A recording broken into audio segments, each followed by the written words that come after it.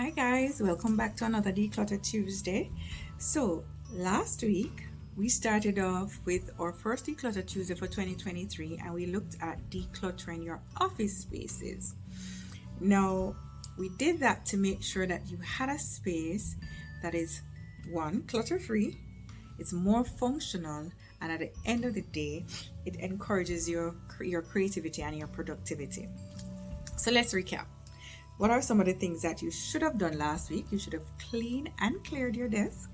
You should have gotten rid of excess notebooks, journals, magazines, old textbooks that you're no longer using, those kind of things. You should have gotten rid of those pesky little business cards that we tend to collect and never use, as well as what else were we supposed to get rid of last week?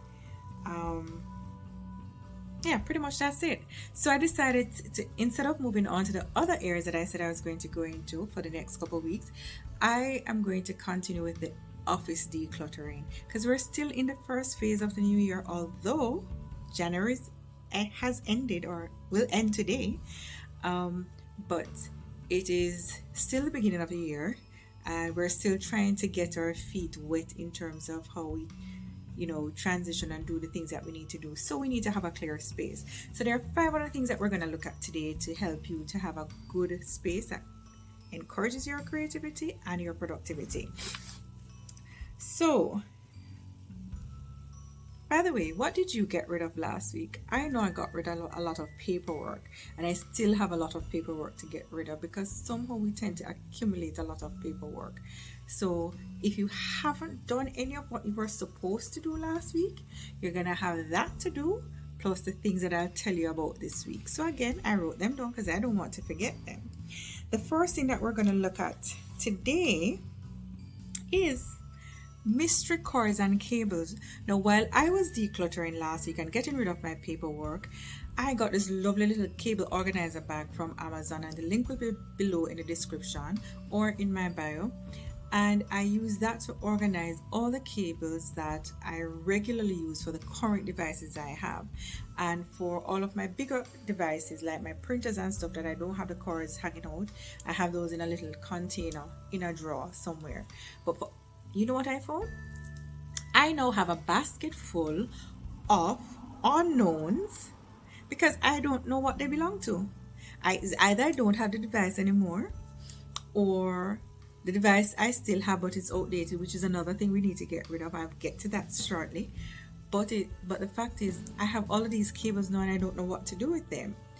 And I've tried to associate them with the equipment, but that's not working. So guess what? I have them in a basket and I will be getting rid of them. And you can do the same because I'm sure you have a box somewhere in your house with cables and cords and chargers that you have no idea what they're for. So we're going to get rid of those today. You may want to ask somebody if it is that they have use for them. And if they say yes, get it out of your space right away. If not, get rid of them, because you're not going to use them. The second thing that we're going to look at is broken equipment and outdated equipment. The same way the broken equipment broke up with you, you need to break up with it.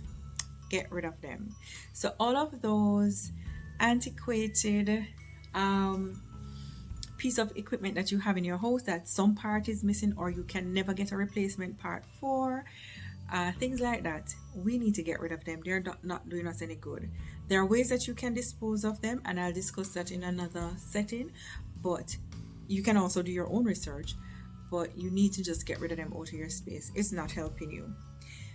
The third item, those softwares, CDs and DVDs and cassettes that we used to keep when we get a new equipment. We get these CDs and stuff with it and we still have them. Most of those equipment you don't have anymore, and most of those manuals and updates are online. You do not need to have those CDs and DVDs and worse yet cassette. No, you need to get rid of those. All right. The fourth item, and I can't believe I'm going to be the one that's saying this, excess stationery. If you're like me, who is a stationery junkie, you may have one too many notebooks that you haven't started using yet, one too many pens that you can't write with, because you can only write with one pen at a time. By the way, I'll share the link for these as well. They're gorgeous. They come in different colors and they have some really nice motivational saying on them. Anyway, I digress. But yeah, if you have too much stationery, pens, pencils, rubbers, notebooks, journals, be kind. Give them to a friend or a few friends. Turn them into gifts. Actually, one year I did that. I went through and I have a lot of persons around me who like to write a lot, and I packaged a lot of the journals and stuff I had and gave them as gifts. So you can try it too. And the fifth and last item is what I call trinkets. You know, you go to a conference, you go to a workshop, and that's a mosquito, sorry. Or you go to any one of those things, a seminar, whatever, shows, and you get all of those little things. At the time you got them, they look like they would make for good use in your office space, but now you have a whole desktop full of them, you have a bookcase full of them. They're just there gathering dust because you're not using them for anything, and it's harder for you to clean and keep your space clean because they're tiny and they take up so much space. Donate them, give them away, and if they're broken and chipped, etc., then you just throw them out. So those are my 5 things for this week. So that's the mystery cords and cables, the broken equipment, the old software CDs and cassettes, too much stationery, that one is pain in my heart, and the little trinkets that we tend to gather. So now that we've gotten rid of last week's item and we're going to get rid of this week's item, you should have an office space that's looking nice and fresh and airy and light and clean. And then you will have your productivity and creativity going through the roof, or you should, if you do what you're supposed to do. And to keep it that way, I'd love if you do these 3 things. Put things back when you use them.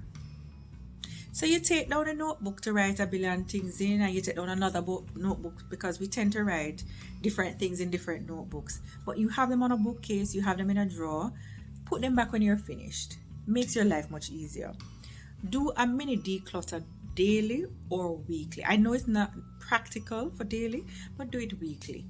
And you will find that you will start getting rid of stuff because you realize that you're not using them, and you will feel so much better when your space is lighter. And the third thing, which I told you about last week and I'm going to repeat it this week, is for you to add plants and artwork to your space. Use up your vertical space for your artwork, and you can also use your vertical space for your plants as well, depending on what type of plant it is. But a plant and artwork always livens up an office space, or any space for that matter, and makes it more pleasing to the mind's eye, which again leads to less stress, leads to creativity, and leads to increased productivity. Now, why wouldn't you want that? All right, so those are the things that you're going to do this week. And if you haven't done last week's things, you're going to go back and do last week's things, so that next week you can tell me exactly what you decluttered, and I will tell you what I decluttered. I may not touch the stationery ones though. Yeah, that one is heavy on my heart. I may not touch that one, but we'll see. And then I'll tell you what exactly I decluttered this week. And until next week, happy decluttering, and I'll see you next week for another decluttering session. Bye.